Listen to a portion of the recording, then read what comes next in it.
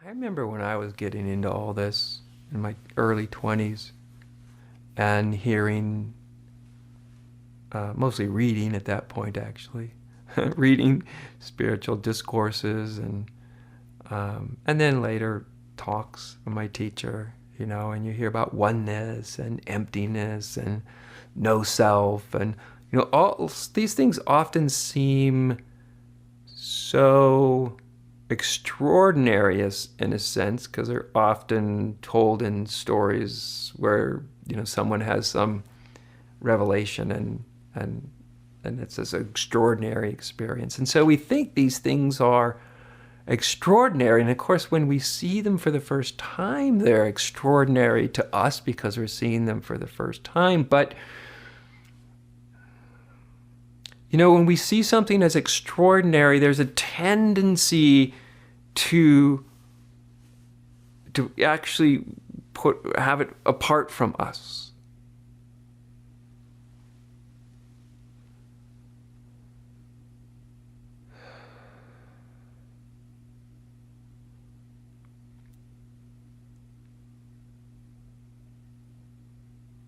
But if we just stop, what I'm really talking about is the way that our,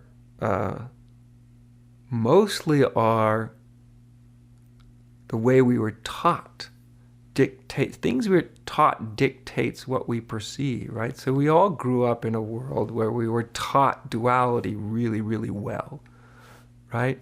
Right, wrong, good, bad, these very sort of black and white dualities. And that's understandable, that helps in some way, especially if it's done, especially with some compassion and some wisdom. It can help orient us towards sort of the relative world. And of course, then as soon as we got language, one of the first things we learn is our name. And right there starts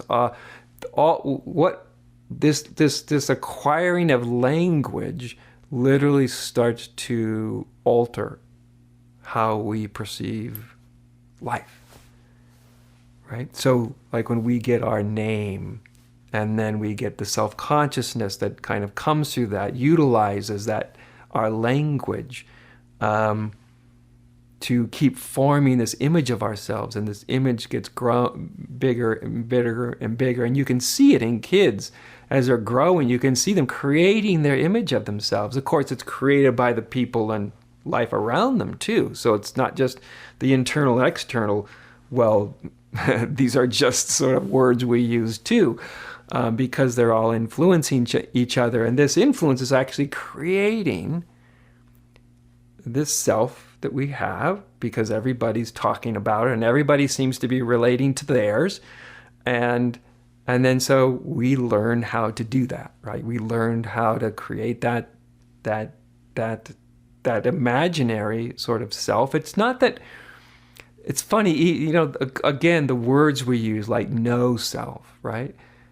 And no self doesn't mean necessarily that there is like zero experience of self. Everybody knows they have experience of self. That can change, of course, but no self is, it's just talking about the way things actually are. See, so none of these spiritual ideas, nothing needs to be added to us. We've already had plenty added, right? That's why so much of the contemplative approach is sort of removing or at least suspending certain parts of the knowledge we have, because that knowledge that we've been taught is changing the way we perceive ourselves in the world, right? So we don't come out of our mother's wombs perceiving the world dualistically. Quite the opposite, actually. We perceive it in a holistic way, but in an unconscious holistic way, right? 6-month-old doesn't really know how they experience anything. They just experience it.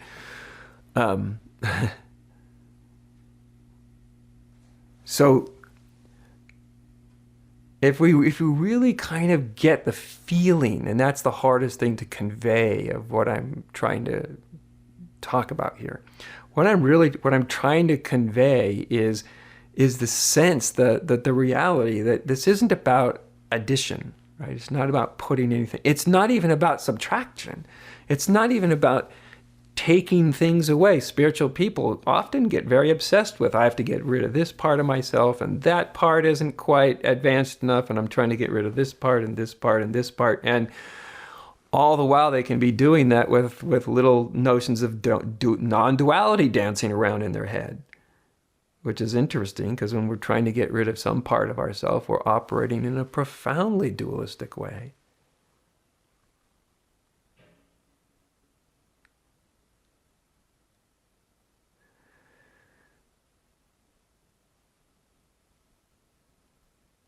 So we're often looking for the thing we need to add, right? Whether it's to add the right behavior or the right experience or add the right something.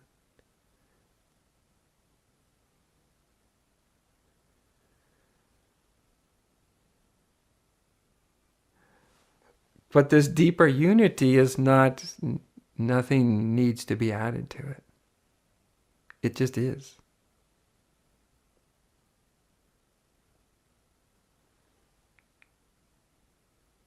It just is.